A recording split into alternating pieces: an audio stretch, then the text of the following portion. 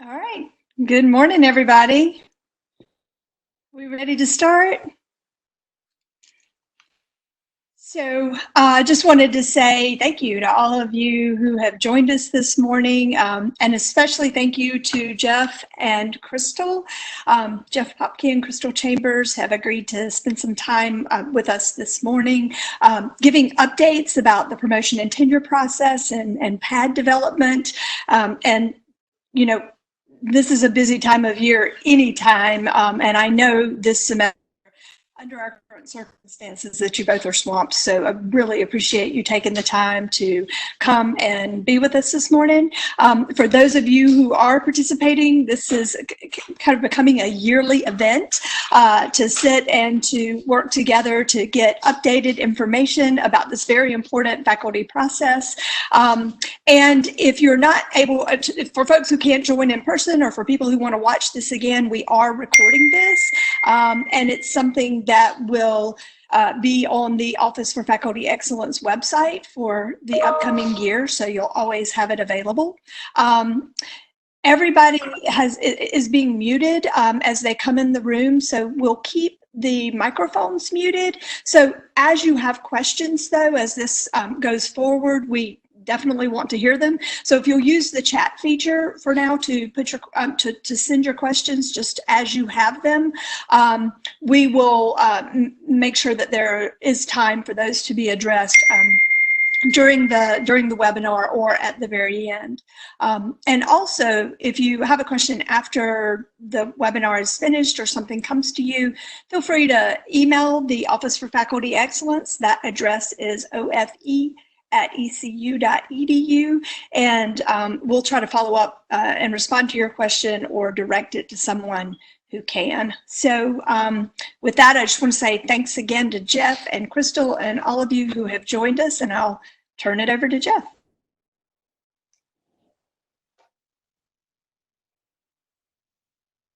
Morning, everyone. I hope you all can hear me. Maybe somebody can just type a yes in the chat box, if so I know that my mic is working and everything is good to go. Yes, thank you. So you all probably know me. I'm Jeff Popke, and I serve as chair of the faculty. And I'm here along with Vice Chair Crystal Chambers. For just ease of presenting in this format, I'm going to go ahead and do the presentation. But Crystal has been pretty instrumental in putting this information together, and she is a really good resource for these kinds of issues, and she will also be available for the Q&A afterwards. So let me also just say at the outset, I'd like to offer my best wishes to all of you out there coping in different ways with the situation that we find ourselves in. I'm delighted to see so many of you having joined in. And so without further ado, I think I'm going to see if I can manage to share my screen with you all.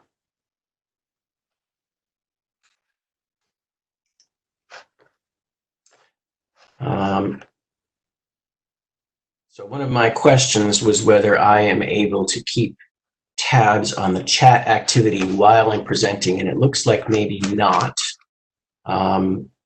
So I will ask Sarah and Andrew to keep tabs on questions. I was hoping we might be able to do questions in real time as we're going, but I think instead we'll hold those till the end because I can't see them as they're coming in. All right, so Sarah, if there's a pause, please don't hesitate to chime in and stop me for a moment if there's something that we need to address, whether it's technological or some other kind of question. So here's kind of what we have planned for today. I'm talk a little bit about some things related to the coronavirus pandemic and how they might affect some promotion and tenure processes. And then I'm going to spend most of my time talking about the PAD. So this is really a workshop for people putting their PADs together. I know that's probably not what is foremost on people's minds right now, but we are recording this, and hopefully those of you who might be watching this at a later point in time, we will have emerged from the worst part of our crisis, and we can think a little bit more about good old-fashioned promotion and tenure issues. And then at the end, I'll say just a word about the distinction of going up for promotion to full professor run through the timelines for this coming academic year. And then I'd like to leave room at the end for a Q&A, not only so that we can answer your questions, but your questions also help inform us. And when we do these kinds of webinars and workshops, we need to know what kinds of questions we are not properly addressing. All right, so to begin, we know as an institution that the pandemic is going to have an impact on faculty productivity and workload and a lot of other things. And so we know that labs are being shut down, journals are not accepting manuscripts around the country.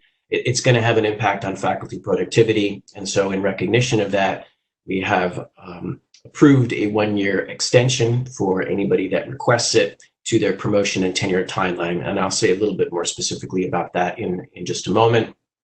We also know, of course, this semester has been very disruptive to pedagogy and instructional activities. And so the provost recently announced that we will be collecting the student opinion survey data for this spring because it may well provide some insight into our institutional response to the pandemic, but it will be optional for faculty to include those data, both the numerical data and the student comments, in any evaluation materials, pads, or annual reports for next year. And I think we'll message the fact that, faculty members should not be penalized for leaving those out. It's a choice that they have in recognition of the difficult circumstances that have affected us. Looking toward the fall, we haven't made concrete decisions yet about the 2020-2021 promotion and tenure process. I think we suspect that it may hinder some aspects of the external review process. We don't really know yet if our colleagues are going to be less willing to accept requests to serve as external reviewers, or if they will have difficulties meeting our deadline. So I think we will, maintain some flexibility around those issues and address them as needed.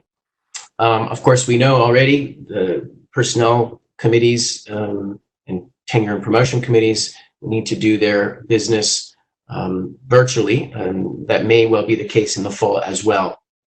So there's been some recent guidance about technologies that can be used for sharing of documents, working collaboratively on documents such as promotion or progress toward tenure letters, and on secure means of voting, including secret ballot votes. One thing that's already being discussed is whether, if we need to, we can have an option of doing a kind of electronic pad in the fall. And I think this is something that we'll start taking a look at soon and see if it's feasible, if it becomes necessary. Some of you may know we were thinking that there would be a means within our Faculty 180 system to do electronic pads.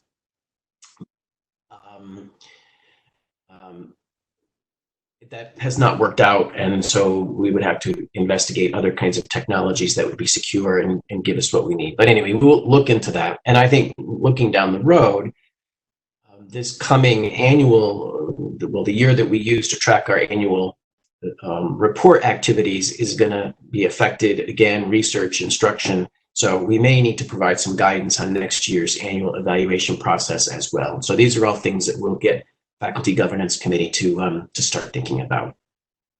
I did want to let you know we have begun a page at the Faculty Senate website for corona-related issues. There's a compilation of all the memos that have been going out around campus and some really good guidance around some of these technologies, issues of voting, use of Teams, use of WebEx, use of DocuSign. So please visit the website that you see linked here, and there's some good information there. Rachel Baker in the Senate office has been outstanding at really helping us to set this up and get some really good resources in the hands of our faculty and committees and unit administrators around some of these issues.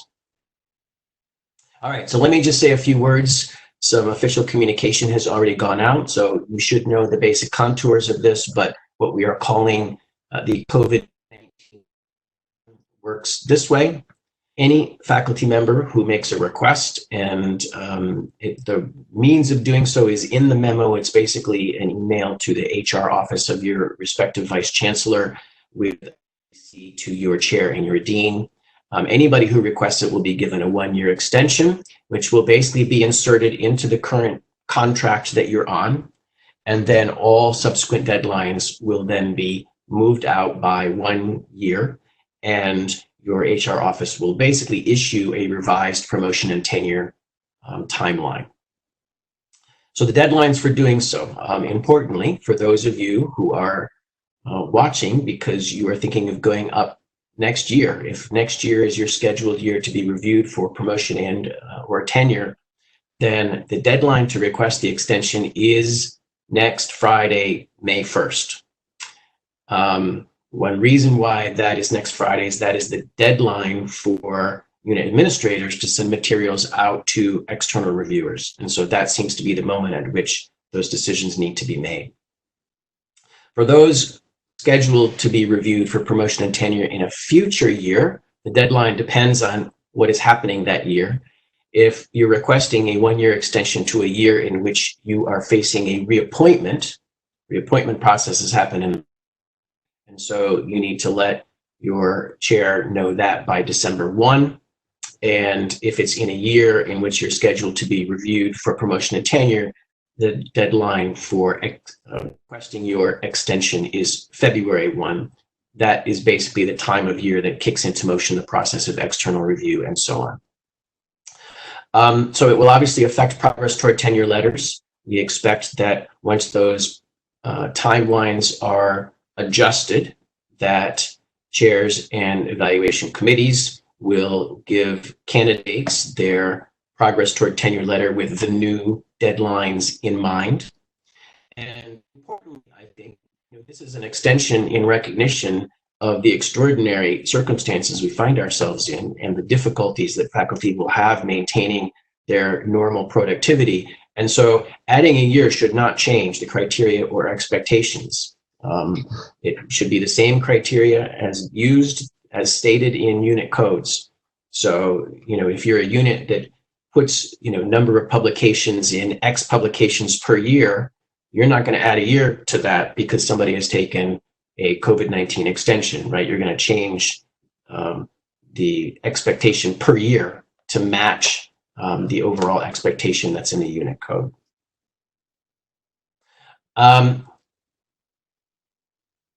Okay, so a couple of important points about this. So number one, you take your extension and then at a later time decide that you didn't really need it.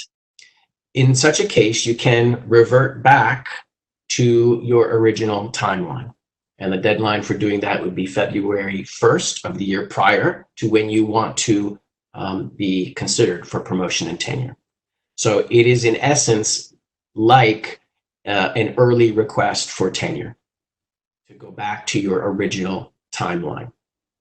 Of course, basically you're going back to your original probationary term. And so again, there should be no change to the criteria or the expectations.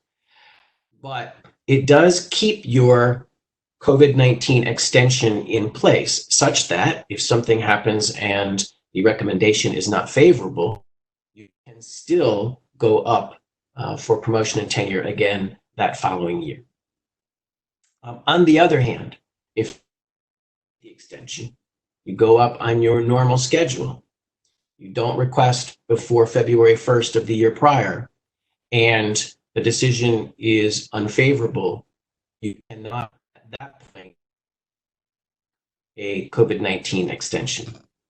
So the logical conclusion there is that we strongly encourage all faculty members to take the COVID-19 extension because there is no penalty for doing so, and take it sooner rather than later so that your unit administrator and your tenure committee can give you appropriate progress toward tenure advice and guidance in the progress toward tenure letter process according to your revised schedule.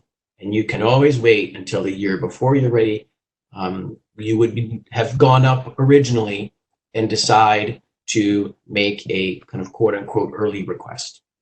So Happy to answer questions about that after in the question and answer period, but we really want to stress that we think all faculty should opt into this and take the extension as soon as possible. So what we're going to be going through is material straight out of the faculty manual, and of course you should all become familiar with the key sections of the manual as you're beginning to think about going up for promotion and tenure and preparing your pad. You can access the manual from the General Faculty Senate website, and the key sections are, of course, Part 9, which has the basic tenure and promotion policies and processes. The 2 sections of Part 10. Part 1 is the checklist for the personnel action dossier that we'll talk a little bit about in a minute, and Part 2 is the tenure and promotion timeline. And you also probably should be familiar with the guidelines, which is a separate document for preparing the cumulative evaluation. That's the narrative that your tenure and promotion committees and your unit administrator will prepare as part of their evaluation of your pad for tenure and or promotion. All right, so here's the formal description of the pad. I probably don't need to read all of this for you, but it's basically a collection of documents that provides evidence for accomplishments, and it is what committees and administrators use in the evaluation process for reappointment and for promotion and tenure. So just some general points to begin with about preparing your pad. For the most part, all of your activities are going to be pulled from our official repository of faculty activity, and that is Faculty 180. So you should maintain an up-to-date and current Faculty 180 profile. Get in the habit of just putting all of your activities into Faculty 180. Of course, you need to do it for your annual or your annual reports anyway, but that's where a lot of this information is going to come from. And in general, I think the advice is to collect and organize that you will need, and we'll talk about the cumulative report format in just a minute, but it's in Part 10. Keep that format handy. It has all the different categories that you're required to provide evidence and information for. Just get in the habit of saving things. Put them in a paper folder, but then also get in the habit of storing things electronically. And you can see I've added an asterisk here because we don't know yet what this fall is going to look like, but I think you should anticipate the possibility that we may be doing an electronic pad. And so definitely get in the habit of trying to, if you get a handwritten note from a student about what a great job you did in your class, take it to your department scanner, make an electronic copy, put it in an electronic folder so that you can organize all that material electronically if need be for your pad. If we do go the old-fashioned way, you probably know that the binder can be no longer than 4 inches for your pad. And note that there are 3 pads, right? One for a second-year reappointment, another one for a 4th-year reappointment, assuming the traditional schedule, and then yet another one for promotion and tenure.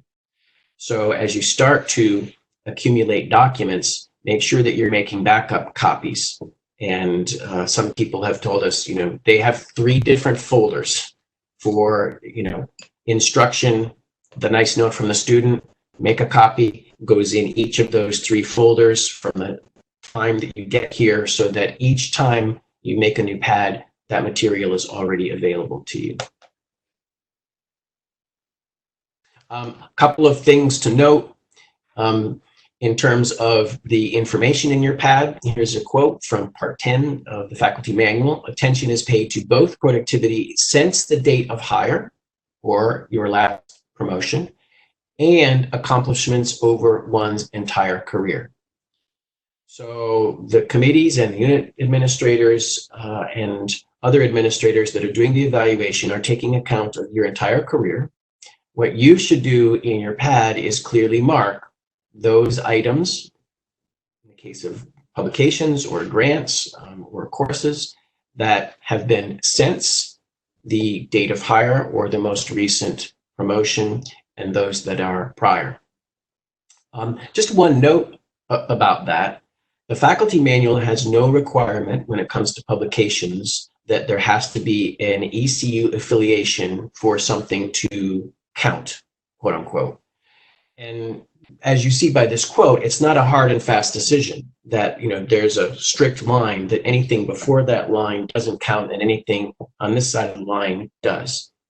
It really will be up to evaluators to think about how to weigh the materials and their timing in respect to whether it has been since the date of hire or before. I think we all know that these days, in a lot of cases, the work that goes into, say, a manuscript or a book can extend over many months and can extend from a prior affiliation to an ECU affiliation. And that may not be possible to change that affiliation at the time that the product comes out. So I would say don't get overly caught up in thinking of it as a yes or no decision, because it's the entire career that matters.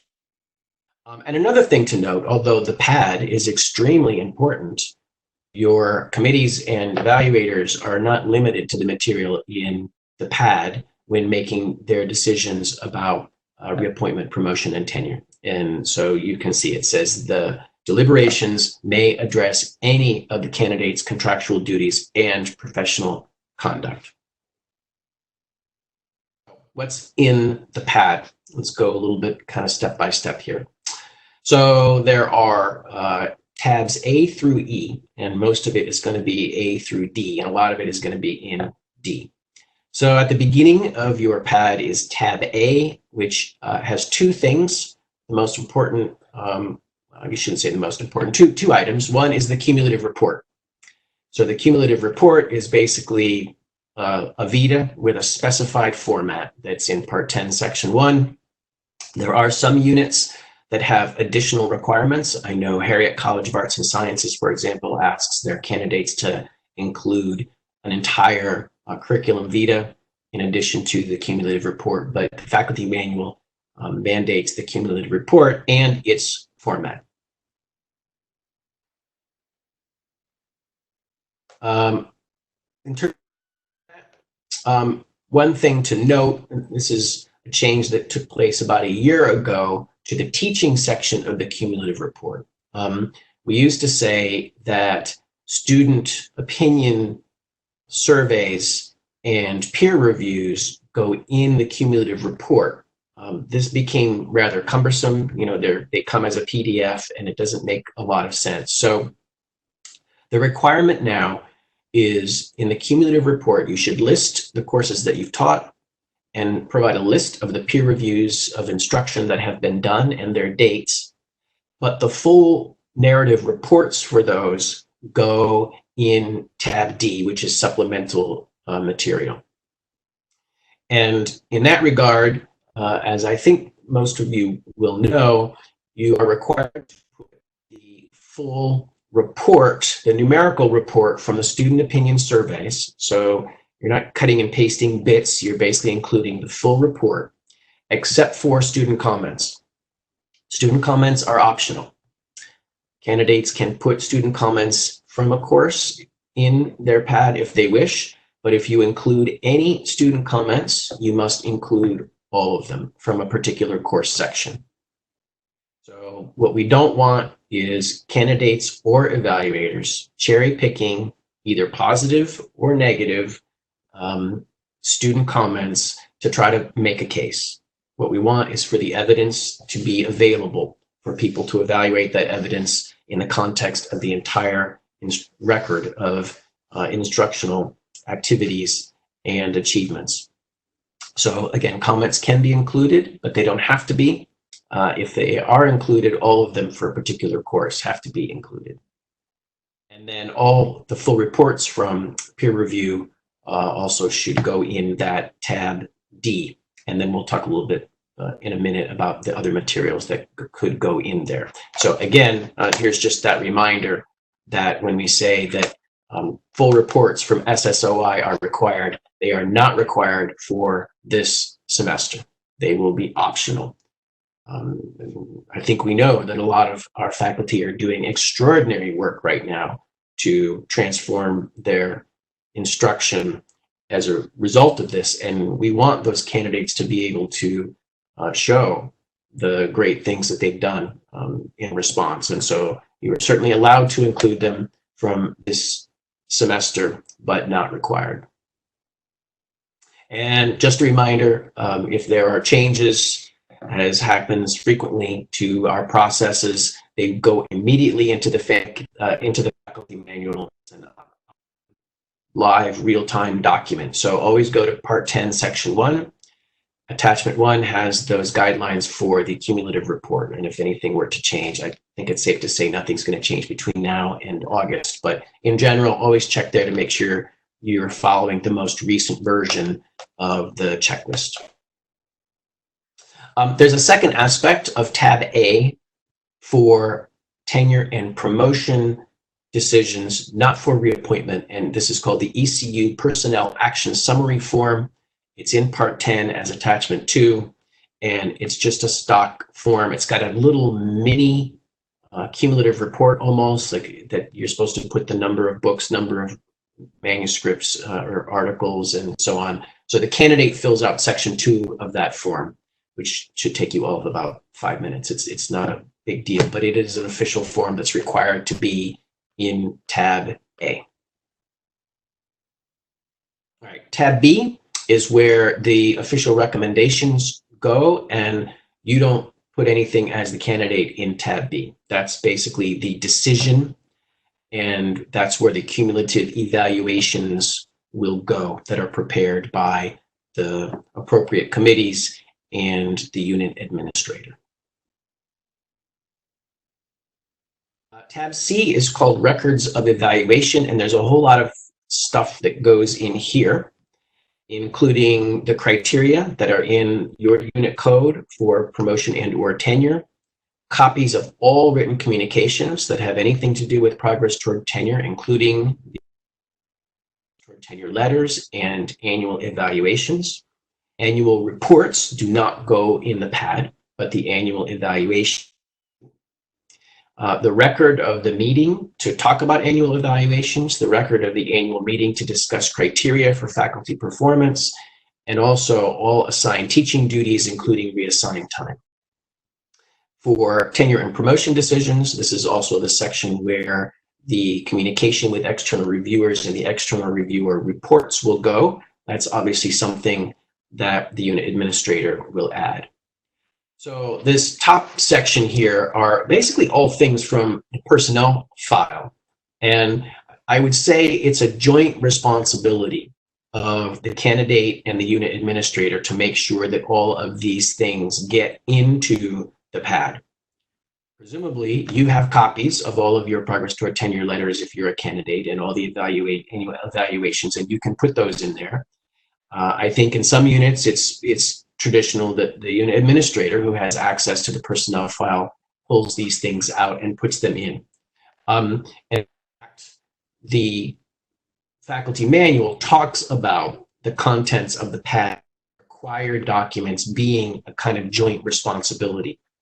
And if you look in the tenure promotion timeline, a few years ago, we added an optional but recommended meeting between the candidate and the unit administrator, where you can pull out that checklist from Part 10, Section 1, and just say, okay, do we have this? Do we have this? Do we have this? And make sure that all of those required documents are in the pad. It's perfectly fine for chair and the candidate to sit down, these days, maybe not together, but at least virtually, and think, make sure that all those documents are in there. And please know, there's a deadline. The exact date is further down in the presentation here, but once you turn in that pad to your committee, it is basically locked, and no new documents can be added, even if it's a required document that, it just slipped somebody's mind. This is why we emphasize this step about a week before.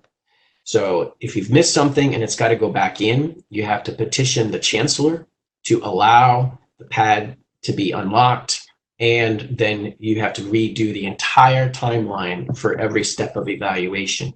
So that just creates unnecessary headaches. So please be conscientious about making sure that all of the required items in tabs A through C make it into the beginning of your pad, to avoid, petitioning the chancellor and that kind of thing.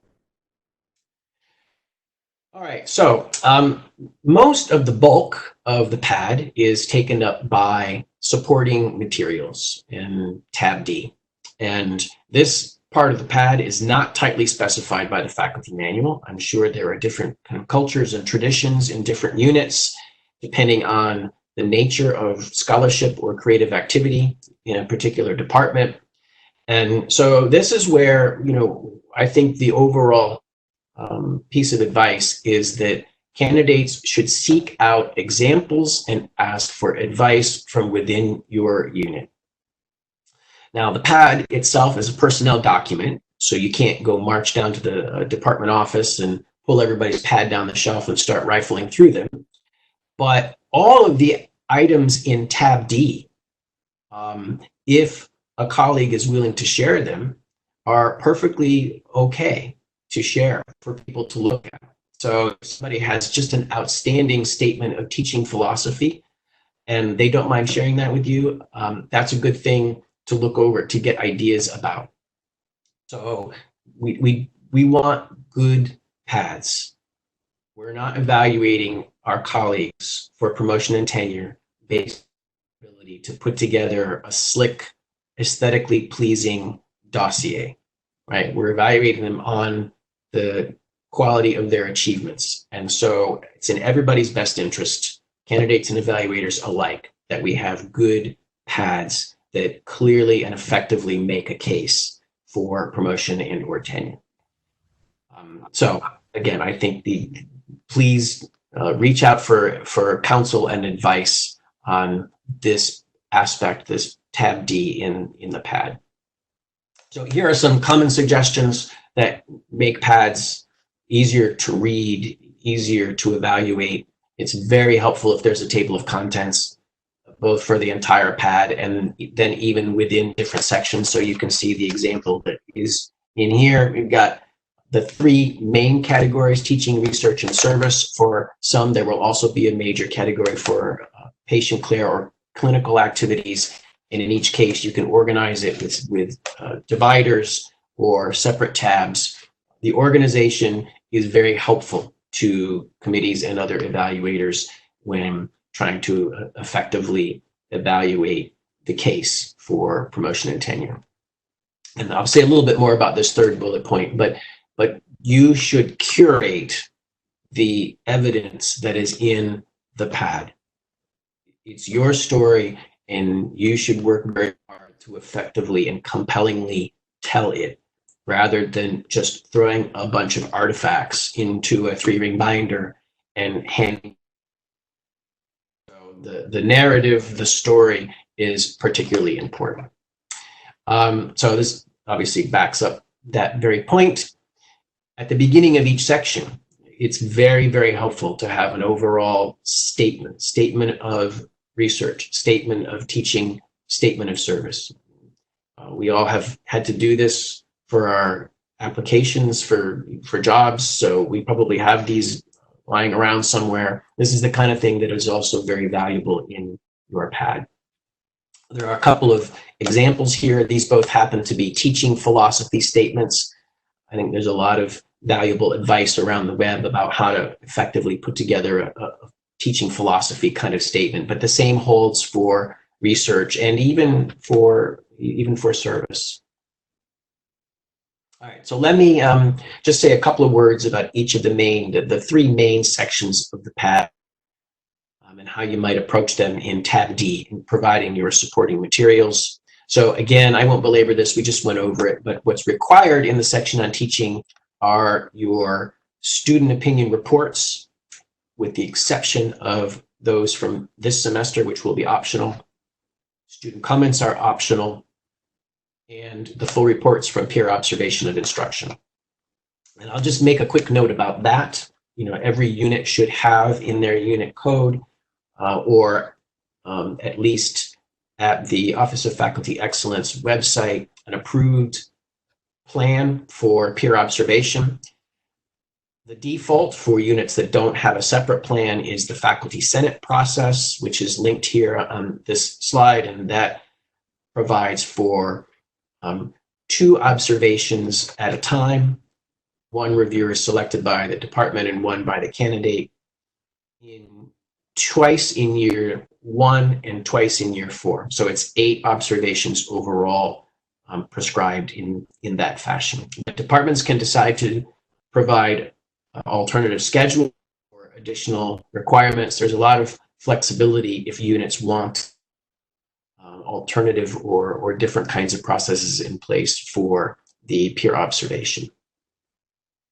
And then the other teaching documentation. And so I'm pointing you here to Part 8 of the Faculty Manual. And Part 8 is not about tenure and promotion. It's about annual evaluation.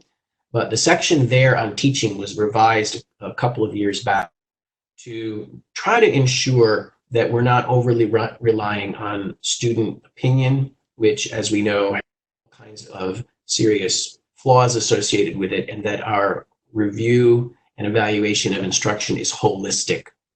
And so there's a good kind of list of the kinds of things that might be included in the Part D under teaching. And it's not a requirement like the cumulative report checklist is, but it is a good list of possible things that could be included. So again, strongly encourage a statement of teaching philosophy or pedagogy. It's good to provide some indication of workload, list of courses taught, maybe a brief description about each course, how you approach it, what your philosophy is about it, and certainly make sure people are aware of the different kinds of mentoring and advising that you've done, guiding of theses, dissertations, honors projects, independent studies, that kind of thing. You can include instructional materials, very common for people to include syllabi, assignments that they have made up, projects. You can provide examples of student work. What does that project look like from when the student turns it in?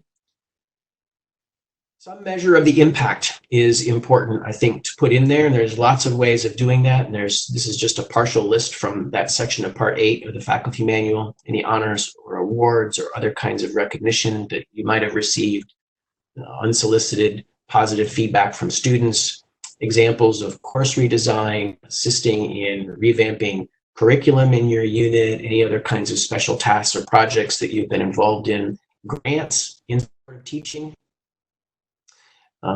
There's not a separate tab in the PAD or under Part D, a separate section for grants. The grant activity goes in the requisite, along with the requisite activity. So grants associated with teaching should go in the teaching section. I've noted here in Part 8, publications that are focused on pedagogy are listed under teaching with the following quote, if not classified as scholarship in the candidate's unit or discipline. So my sense is that there are slightly different cultures and understandings around this notion. I think this is something that you should bring up. If you are somebody that is interested in trying to publish on teaching and pedagogy, I applaud you for doing so. It makes a tremendous difference and impact. But you should be clear in your unit with your personnel committee chair and your chair about how that kind of scholarship is counted, because technically in the faculty manual, it is associated more with teaching. So this will differ, and it will be up to committees how they determine the value of scholarship that's focused on pedagogy. So that's a kind of a difficult conversation that I'm happy to entertain more questions on that afterward. And then we strongly encourage candidates not to shy away from reflecting on feedback from students. Right? We've all received feedback that was a little bit painful to read and think about, but I think what we want is a culture in which candidates are given credit for being thoughtful about responding to feedback, and especially feedback that is not entirely positive. And so I think it's very appropriate to address head-on if there are particular courses and particular semesters that didn't go quite as well as you liked, how you address that. What kind of changes did you make in response to student feedback? That idea of continuous improvement, of being concerned about our instruction and making it better is something that I think reflects very positively on candidates. And this is something for which you'll need to get advice from your own particular unit. But from my perspective and in my unit, this is one reason why we encourage people to include student comments. We know that not all student comments in a class are going to be positive, but if they can provide a way for candidates to give that evidence of responding to the way that students have their opinions about instruction, then I think that can be very, very valuable. I think we're getting close to the end here. Two more categories of activity in tab D, supporting materials. So secondly, scholarship, research, and creative activity. So again, it's really helpful. I think what committees, tenure promotion committees, and unit administrators want to know when somebody is going up is that they have a thoughtful, organized, intentional research program that is making defined contributions to some field of scholarly or creative activity endeavor. And just putting in a bunch of articles is not necessarily going to make that case. So I think here again is where a thoughtful narrative that describes your research and its motivations and its overall impact is something that is very valuable in terms of making your case around scholarship and creative activity. So you should provide a limit, I think, to how much your committee can and will actually read. So don't feel that you need to use every single inch of the 4 inches, but it's certainly appropriate to put examples of your work. And here again, depending on the kind of work that is traditional in your unit, I'm sure that pads have evolved differently.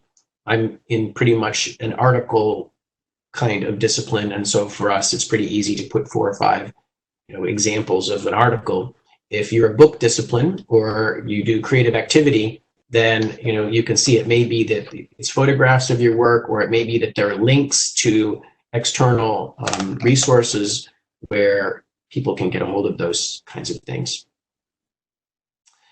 You should provide some evidence of the quality and impact of scholarship. It's not just a quantity issue, it's an issue of impact. And so there's lots of different ways you can do that. I think we can get overly caught up in the game of citations and journal index numbers, but it does matter, especially in a time when there are increasing numbers of predatory journals and pay-to-publish journals.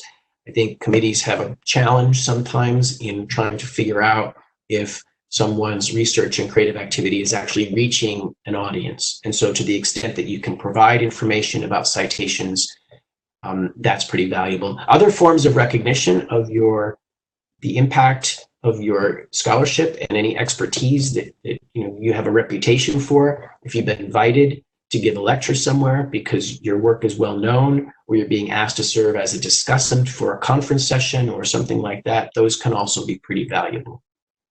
And then grants are in some fields extremely important, of course, and so you should provide a good overview of the grant activity, letters of awards, and including when grants were not successful, they can still have a positive impact. And then probably no need to belabor service too much, but here again, I think a short narrative that explains the kind of service that you have decided to take up is helpful to evaluators. You should provide examples at different levels in your profession, at ECU, within your department, community service, and any leadership examples or any particular recognition that you've been given for your service is also pretty useful. And here again, if you've received a grant, in support of service activities, this is the place to list that. There are two other tabs that often don't have anything in them. A formal way to make sure that the candidate has an opportunity to put their entire case forward. Tab E is described as other material. So this is information that's not related to one of the items listed in the cumulative report that a candidate believes is still important as a reflection of their achievement. So hard to think of a lot of things that might fall outside of that long list that's in a cumulative report, but other kinds of materials can be included. And if your committee and or chair thinks that that material should not be included because it's not germane, then you can place a item of disagreement in tab F under disagreements. That's the kind of thing I would say, if an issue as the pad is coming together, reach out to the chair of the faculty and see if there's a way to resolve that. But that's what those tabs are for, and I think they're not very. Just a quick note about the unique case of seeking promotion to full professor. One is this quote here: in evaluating a candidate for promotion, all of the candidates teaching, scholarship, service, and other professional activities shall count, but activity since the last promotion at ECU shall carry a greater weight. So that suggests you don't get to write on your coat a pretty great first 5 or 6 years and then expect that after 5 years go by, you're just going to get another promotion, right? You've got to show continued growth in your career trajectory. I think when considering when the time is right to request consideration of a promotion to full professor, you should communicate. We really recommend that you reach out to members of the promotion committee who will be deciding the case. Reach out to your department chair, see if they are genuinely favorable, if they think maybe you're not quite ready. It is always a candidate's right to make the request to be considered for promotion to full professor. But if you do a little reconnaissance ahead of time and it doesn't seem likely to succeed, there's probably not any good reason to push the case. And always check the criteria and in the unit code for any specifics that might relate to your situation. And I think this is just, this is the last here. Just to remind you again, here's what the timeline looks like. Again, none of the timelines for the fall have at this point been altered as a result of the coronavirus pandemic. So keep an eye on the Faculty Senate website and Part 10, Section 2 of the Faculty Manual. If changes are warranted, that's where they will be posted. But again, if you are scheduled to go up next year, the deadline for requesting a 1-year extension of your consideration is next week, Friday, May 1st.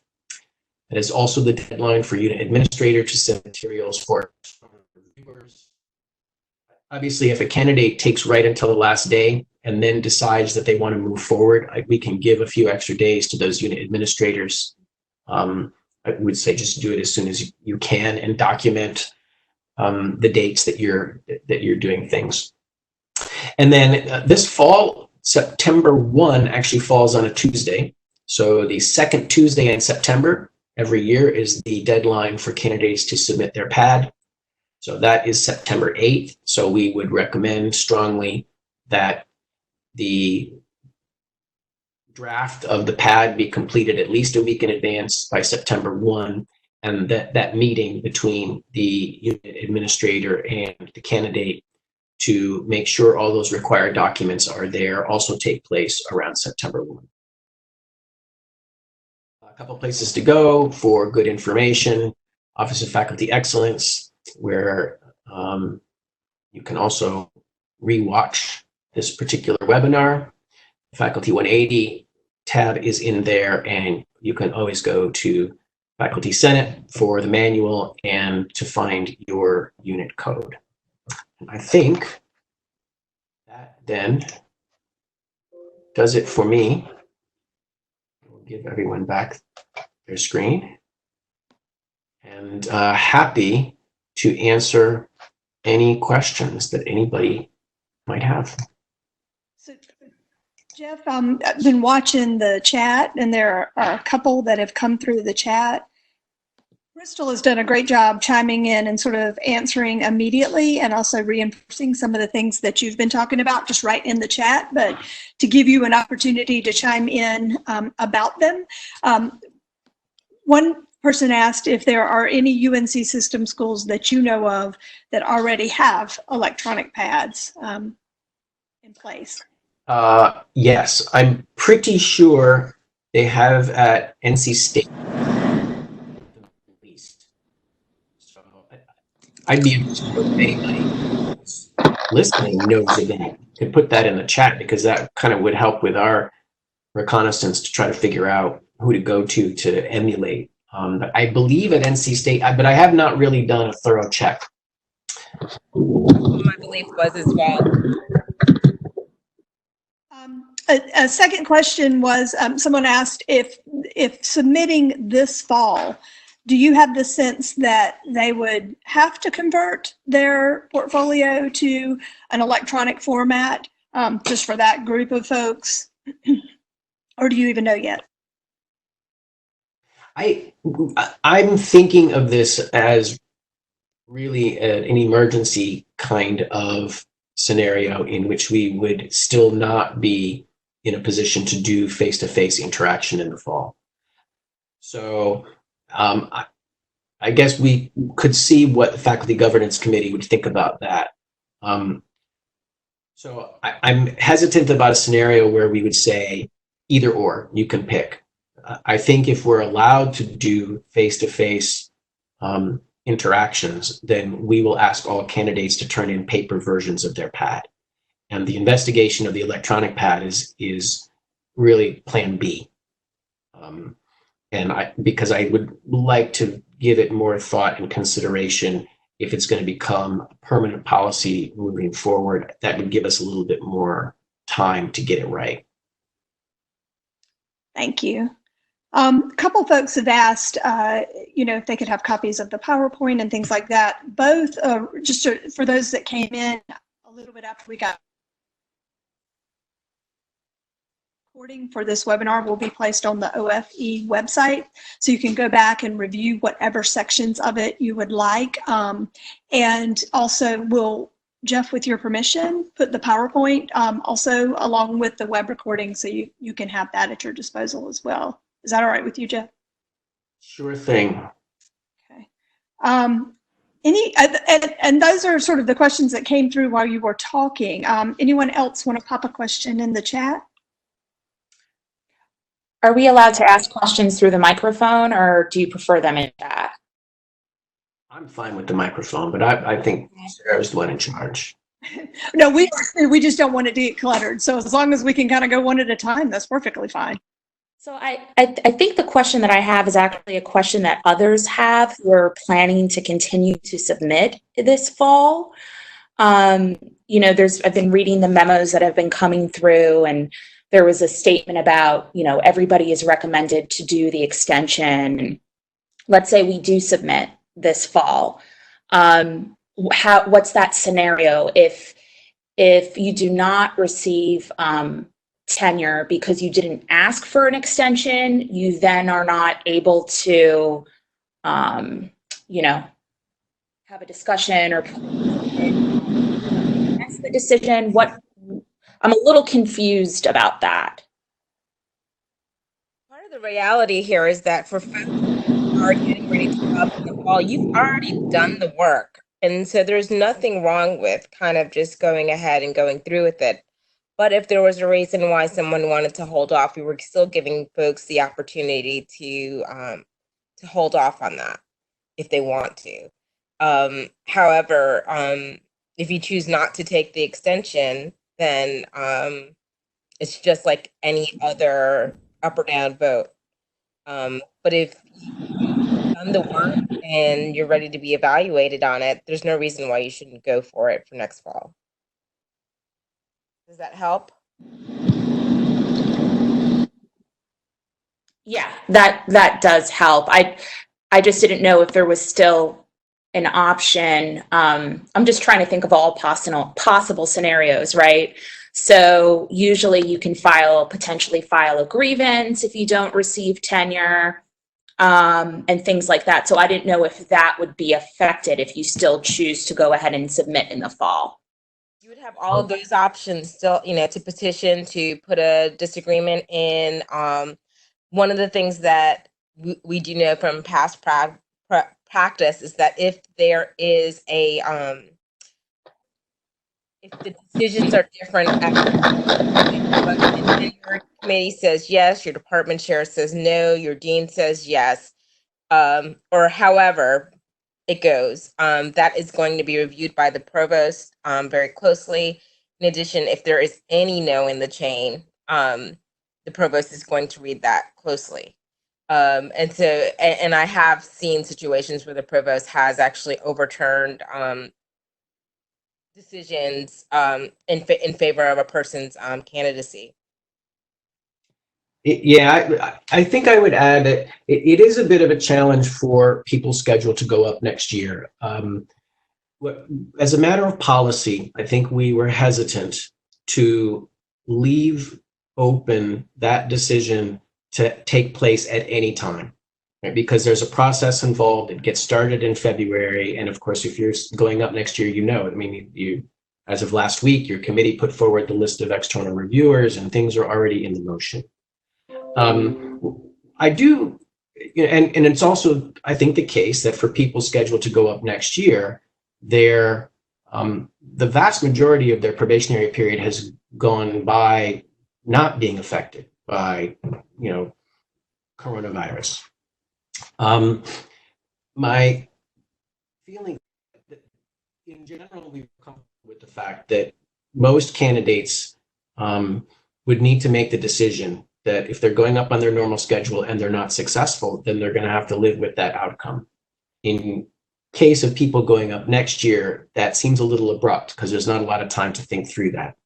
What I would say is I certainly hope that evaluators would be thoughtful and flexible in the way that they think about things. If it were me and I thought pretty good about my case and went forward in the fall and things started to go bad, I certainly would be adding my response letter to the cumulative evaluation, stating my case and how I was impacted by circumstances not under my control. And as Crystal says, I think I would hope that not every recommendation would be negative, in which case there would certainly be a case when it gets to the provost level, to give the candidate the benefit of the doubt.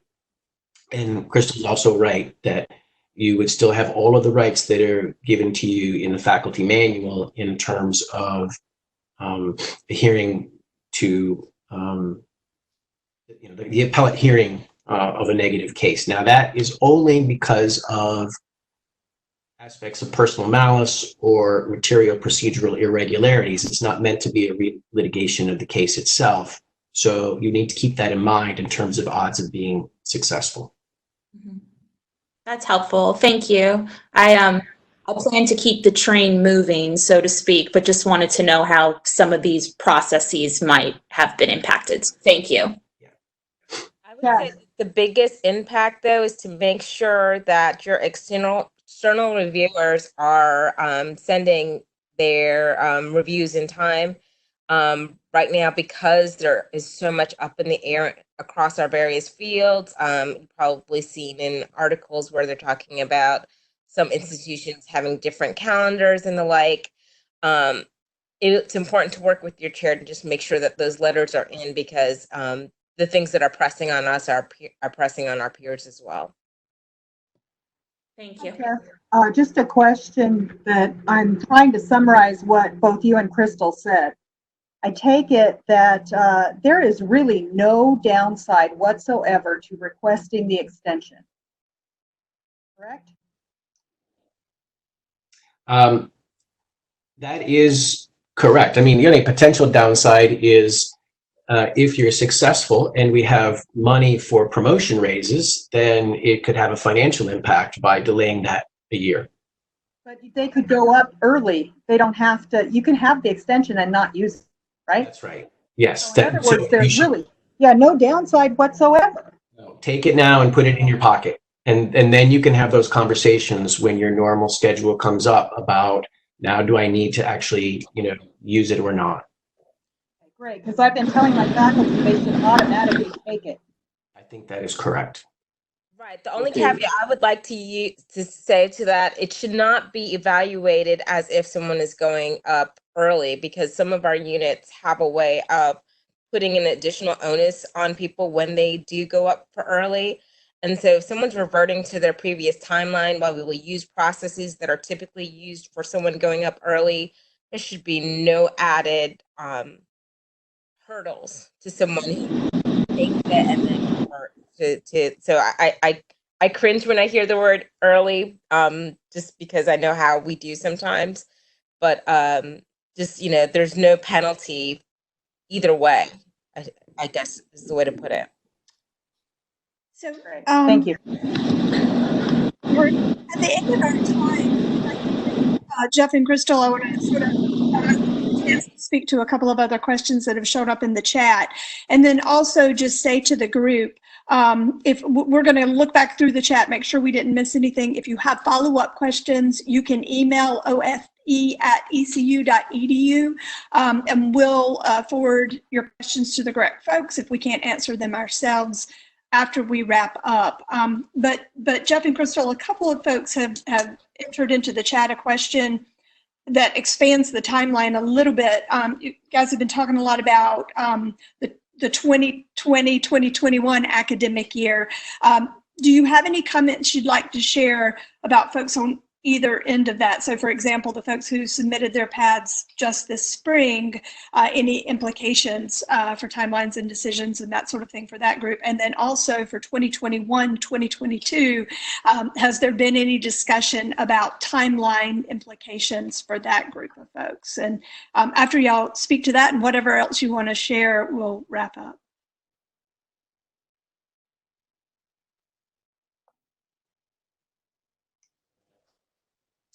So I'm seeing a comment from Professor Ghosh about the appointment this spring. So my feeling is that we did not envision that reappointment decision could be delayed by a year as using this COVID-19 extension. Your reappointment has already basically gone through entirely, and the timeline on which it was based was not affected by the COVID pandemic because the PAD was due in February, right? I think. But there's another part of the question which has to do with work permits, which is not something, frankly, that even entered into the minds of the governance committee when we came up with this. So this is a particular question that I will look into and get back to you on. In fact, I would maybe say if you can take your comment and send it to me in an email so that I have it in my inbox, I'll make sure to look into that and get back to you. Okay, Jeff, do you hear me now? I do, yes. Okay, this is Amin Aknouk from Construction Management Department, and I'm applying now for my tenure. I was hired as an associate professor. So this year I'm applying for, or I already submitted for external evaluation for my research, and then my PAD will be submitted for internal evaluation this September. So I was hearing about that extension for the COVID-19. Now, is it applicable for me as well? Like if I applied for the COVID-19, can I still go in parallel and continue according to my current clock and take advantage of this COVID-19 thing in case any, God forbid, any stoppage happened, I can reapply again, or for me, it's too late? That, I believe, was Abby's question as well. And the answer is, I'm afraid it's too late. You kind of have to decide by next week, one way or the other. So in your position, you don't have the ability to put that that extension in your back pocket in case you're unsuccessful. So I think you need to have some very forthright conversations with your chair and your committee and have a pretty good sense going in. I mean, in the same way that we would encourage people to do going up for full is, if there are questions or concerns, I think it's in everybody's best interest to articulate those to candidates who are considering whether to carry on with their original timeline for next year so that they can get good guidance. I think it will be terrible if we have any outcomes where somebody has an opportunity for the extension and then doesn't take it and then is not successful in going up for promotion and tenure. But the policy makes that a possibility because we don't want to allow for that kind of parallel track that you were mentioning. So you'll just have to think about it in your case and whether you feel very good about where you situated going into next year or not. So it's either or. I cannot have both guaranteed. That's right. Okay, and then you mentioned promotion and tenure. Do I need to have them together, or I can apply only for tenure? We're trying to avoid scenarios. Generally they come together. You'd have to maybe give me some more detail. If you can send me an email about your particular case, I can dig back into the faculty manual. But in terms of the extension, I think it can be an either or. You need it for just one because you've already got the other. You said you're an associate professor and you're now seeking tenure? Yes, I'm associate and I was hired without tenure. I'm now applying for tenure, but can I apply only for tenure or I have to go also with promotion to full? No, you can do tenure only. Yes, you can do tenure only. Okay, that's good. There was a question about the timeline for when we will know whether or not we will do electronic pads versus paper ones. And these are decisions that are, because we're at the end of our school year, we're not really sure. So I can't give a definitive timeline, but I think this is going to be part of the conversation. And so as soon as we know something, we will communicate it with you. I know that's not a satisfying answer at the moment, but we will try to get back with you with something as soon as we know either way. On the H-1B visa, if your reappointment or tenure is denied, you always have a 1-year teach out. And so that would give you an additional year. I don't know if that I hope that's a non-issue, but it should, if you ask for the extension, it should carry over for the H-1B. Currently, those questions are being fielded at the university system level, as I don't believe we have someone who on campus fielding those questions for us right now.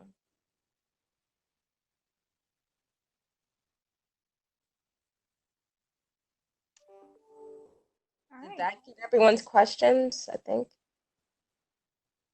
Well, Jeff and Crystal, thank you so much, and everybody for pausing to come together and talk about this a little bit. And all the best to everybody as you wrap up your semesters and move into the summer months. Thank you for all you do. Yeah, and let me just add, Sarah, as she said, is going to kind of track all these questions and get them back to us. But please don't hesitate to contact me individually as well. It's part of my job is to respond to these kinds of questions about how to interpret things.